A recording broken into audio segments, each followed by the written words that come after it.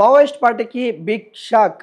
కేంద్ర కమిటీ సభ్యులుగా ఉన్న పసునూరి నరహరి సరెండర్ అయినట్టు కూడా తెలుస్తూ ఉంది. జార్ఖండ్లో కీలక ఉన్నత పదవులలో తను ఉన్న నేపథ్యంలో ఇటు మావోయిస్ట్ పార్టీని కీలకంగా కొన్ని ఏవైతే దాడులకి తను ఒక ప్రణాళిక చేస్తూ కేంద్ర సభ్యులుగా ఉన్న నేపథ్యం కనిపిస్తూ ఉంది. తను ఈరోజు తెలంగాణ పోలీసుల ఎదుట లొంగిపోయిన పరిస్థితి, తనతో పాటు తన భార్యను కూడా స్రవంతిని కూడా ఇద్దరు కూడా లొంగిపోతూ ఉన్నారు అనారోగ్య కారణం వల్ల.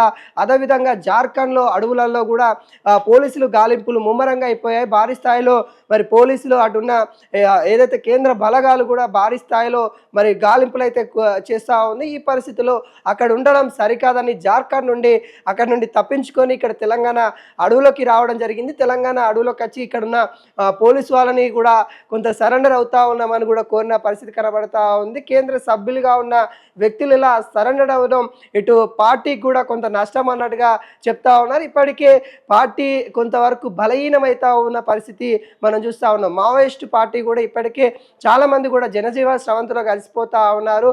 అదేవిధంగా ప్రభుత్వాలు కూడా ఇటు కేంద్ర ప్రభుత్వాలు కావచ్చు, ఇటు రాష్ట్ర ప్రభుత్వాలు కావచ్చు, రెండు కూడా అక్కడున్న మావోయిస్టులు అందరినీ కూడా జనశ్రీవల్ల స్రవంతిలో కలిసిపోండి అన్నట్టుగా పిలుపునైతే ఇస్తూ ఉన్నారు. నేపథ్యంలో ఇటు పసునూరి నరహరి కూడా లొంగిపోయినట్టు కూడా కనబడతా ఉంది. వాళ్ళ భార్య ఆంధ్రప్రదేశ్ చెందిన మహిళ అయినప్పటికీ కూడా వాళ్ళిద్దరు కూడా ప్రేమ వివాహం చేసుకున్నట్టు కూడా తెలుస్తూ ఉంది.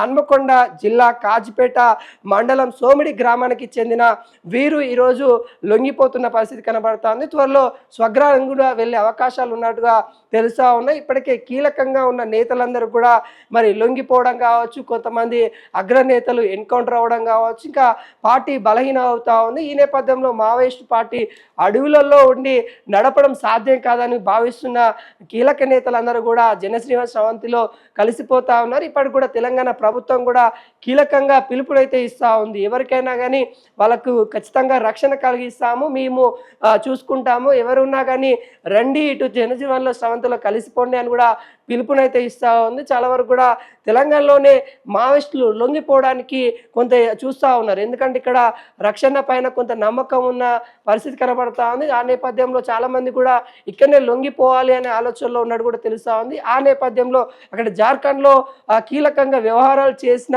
నరహరి గారైనా అలియాస్ సంతోష్ అయినా ఇప్పుడు మళ్ళీ తెలంగాణకి వచ్చి తెలంగాణలో లొంగిపోతారని కూడా తను కీలకంగా ఆదేశాలు ఇవ్వడం, తనని కూడా పోలీసు వాళ్ళు కూడా కొంత ఏదైతే చేరదీసిన పరిస్థితి కనబడతా ఉంది. ఈరోజు మీడియా ముందు కూడా ఉంచే అవకాశాలు అయితే కనబడతా ఉంది. తన త్వరలో జనశ్రీవన్ స్రవంతిలో కలిసే విధంగా తనకి సంబంధించిన ఉపాధి కలిగించే విధంగా పోలీసు వాళ్ళు కూడా చర్యలు తీసుకుంటామన్నట్టు కూడా కొంత భరోసా ఇచ్చినట్టు కూడా కనబడతా ఉంది. వాళ్ళు కూడా ఏదైతే ఏజ్ రీత్యా అనారోగ్యం కారణం వల్లనే ఏదైతే ఇటు నరహరి కావచ్చు, వాళ్ళ భార్య అయిన స్రవంతి కావచ్చు, వీళ్ళిద్దరు కూడా వాళ్ళ యొక్క ఏజ్ రీత్యా లొంగిపోవాల్సిన పరిస్థితి నెలకొంది. ఇక వాళ్ళు అడవిలో ఉండి పోరాటం చేయలేని పరిస్థితులలో వాళ్ళు అనారోగ్య కారణాల వల్ల ఇక ఇప్పుడున్న పరిస్థితుల వల్ల, ఇప్పుడున్న అధునాతనమైన టెక్నాలజీ వల్ల అడవులో ఎక్కడున్నా కానీ కేంద్ర బలగాలు కొంత ముమ్మరంగా గాలింపులు చేస్తూ ఉన్నాయి. కాబట్టి ఈ పరిస్థితులలో పార్టీని నడపడం ఇక సాధ్యం కాదని కూడా కేంద్ర కమిటీ సభ్యులు అయిన నరహరి అనుకోవడము ఇప్పుడు